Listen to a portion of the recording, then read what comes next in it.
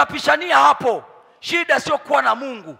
Shida Mungu amekufungua mpaka wapi? Kwa sababu unaweza kuwa na Mungu aliye mfu. Mungu akisiye kusaidia wewe na wewe huwezi kusaidia na sisi.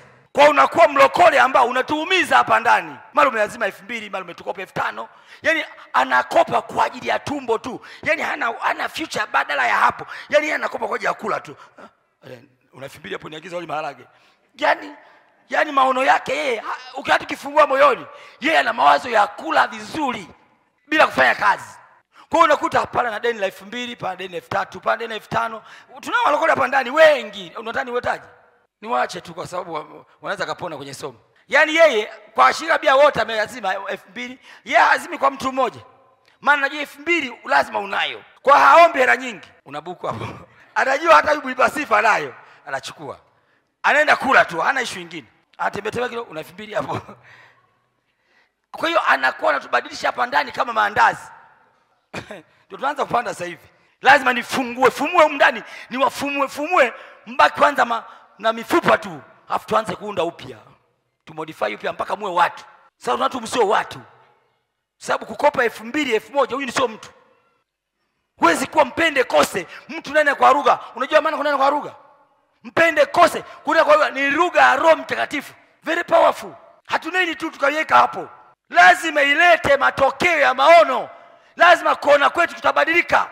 Wanamletea hapa anasema tukaona kama sipanzi. Mungu ataongeaje hapo? Watu wamejiona kama mapanzi. Mungu amesema kabisa kwamba nyinyi ni wabarikiwa, mtamiliki malango ya adui zenu. Halafu nyinyi mnajiona mapanzi. Wakristo wengi ndio maana Mungu anamwambia hawana maono na hawawekagi. Mtazamo wao kawabadilisha wanavyoona, wanaona tofauti. Wanaona kushindwa. Ndio unaweza kusikia hata kichwa kwa mbali. Amefungua simu. Baba mchungaji, yani haoni kwamba ana uwezo wa kusema kwa jina la Yesu kichwa nyamaza, hawezi. Anajiona failure. Inabidi inetu simu. Baba mchungaji. Na wakati mgumu. Kichwa upande huu kimehama. Haoni positive, yani haoni kwamba yeye ana uwezo, haoni. Kwa hiyo shetani amewafanya Wapentekoste kuwa watumwa baada ya kuwabadilishia wazo kwamba wao ni watu wa nini? Wa chini. Yaani ukitaka kuamini hata hapa niwapeleke dukani. Nisiongee kwamba najilipia au nakulipia. Kila mtu afanye shopping. Utaona ameenda kuchukua dambu kabisa. Yaani gauni la 3500. Kagangana kabisa hapo hilo. Ili shilingi ngapi? Atauliza kwanza zile nzuri, hiyo 250. Hapa mna bei sana hapa. Na hili hapa hilo sasa 5. Na hapa bula. Hili la huku 7000. Hili 3200. Nipe hili mawili. Nawaeleza siwapeleka dukani. Nikeleta hapa leo, ningewaibisha. Mbona siwaibisha fadhali wafungue mkafanye wenyewe kule. Yaani yeye hata kuchagua. No will choose. Yaani linachagua tu. Hata ukiangalia viatu vyenu mliovaa utagundua tu.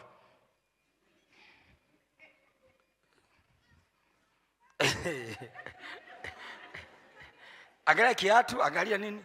Utagundua tu.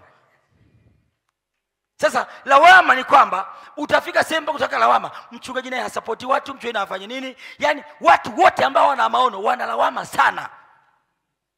Wanalawama sana, nakueleza.